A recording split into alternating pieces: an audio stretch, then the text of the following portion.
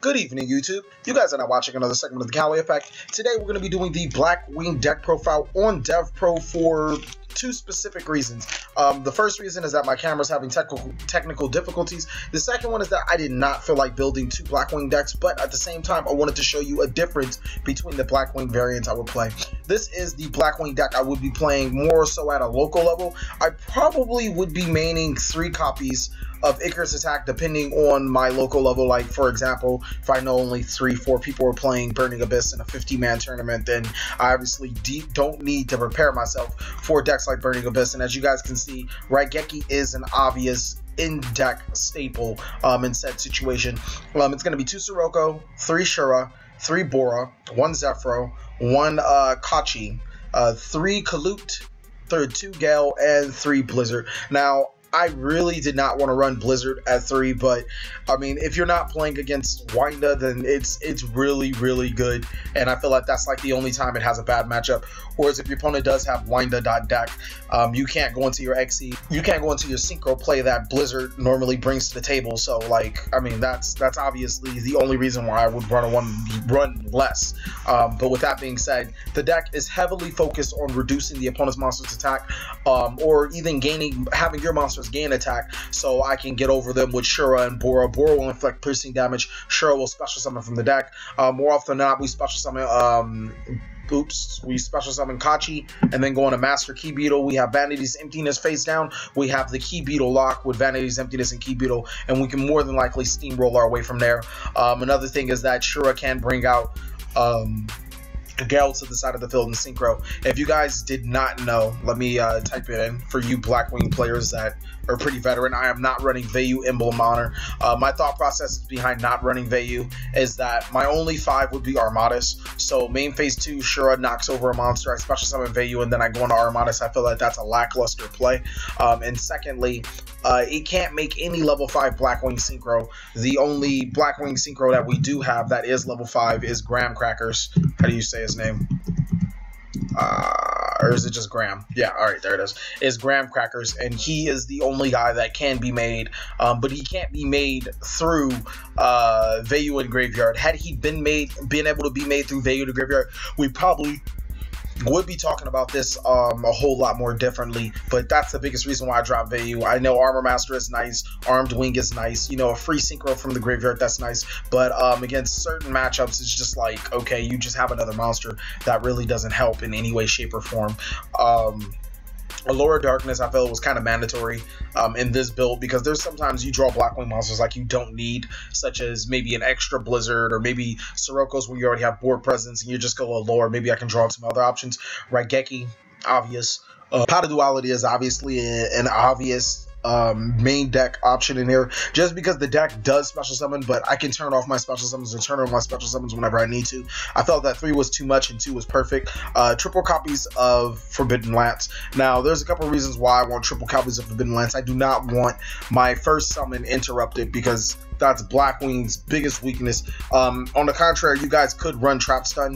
Just take out the Lances and run Trap Stuns, but Lances, in my opinion, serve so many more purposes to this deck, where if I'm in damage step and I want to reduce my opponent's monster's attack, I can Lance it. Sure, it gets over it. This deck is heavily reliant on getting over your opponent's monsters, so I felt that Lance was superior in that aspect. But Trap Stun is just really good against that 20-card Burning Abyss deck, or those Shadow decks that play extra back row just for you. So Trap Stun, I feel like, is an amazing card.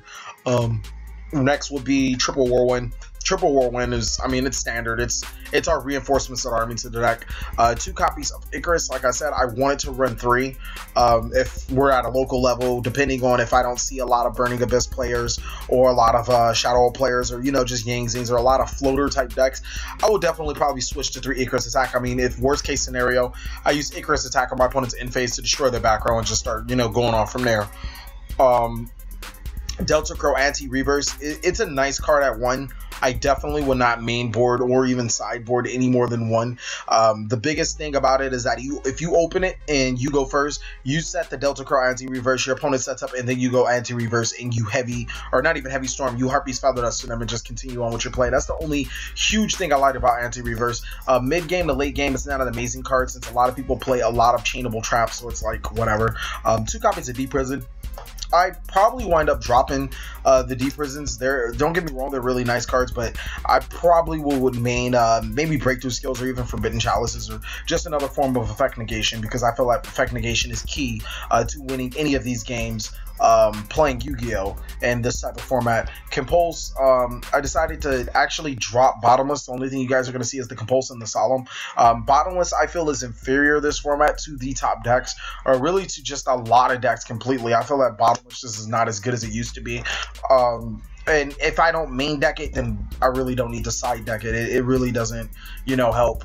There was actually a time where I was playing against a hat player. I know in this format we play a hat players, and I was so happy that I just did not main Bottomless Trap Hole, because he had all the Trap Tricks monsters for days, and you guys know they don't do anything. 2 copies of Vanity's Emptiness and 3 Fiendish Chain. Vanity's Emptiness is the best card of the format. I should be doing a video on how good Vanity's Emptiness is, but I'm pretty sure you guys should know that I've been screaming Vanity's Emptiness has been good since Dragon Ruler format, and since it declined in play and everybody stopped playing it, still screaming Vanity's Emptiness is one of the best cards, or the best card in the game right now.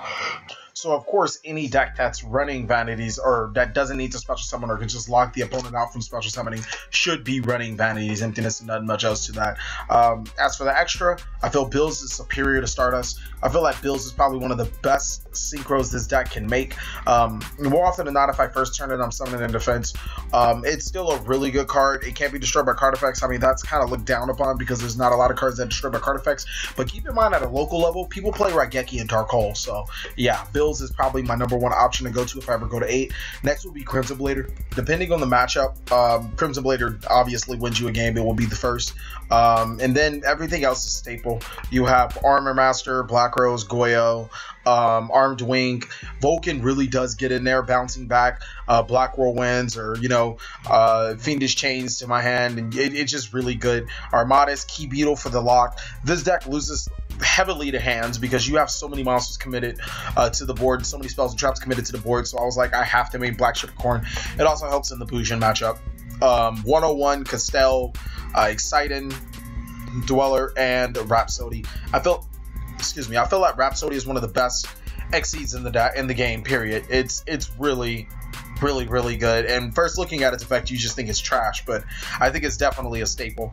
As for side deck, 2 Maxi, 2 DD Crow, 3 Typhoon, the 3rd Icarus attack, Soul Drain, double Stygian Dirge, double Skill Drain, and Debunk. That's basically going to wrap up this Blackwing deck profile. Like I said, I would probably take this to a local or possibly even a regional level, but I really advise for anybody that plays Yu-Gi-Oh! To scout out what you see in your local area. Obviously, if a lot, like 10, 12 people out of your 20 people are playing Burning Abyss and Shadows, you don't want to take this necessarily built. And then I built a deck. This is like really a theorized deck of if you were to take Blackwings to a YCS, or maybe, you know, a local level with a lot of Burning Abyss and Shadows players. I mean, I really wouldn't want to see this deck without extreme playtesting in a YCS level, and it's an uphill battle.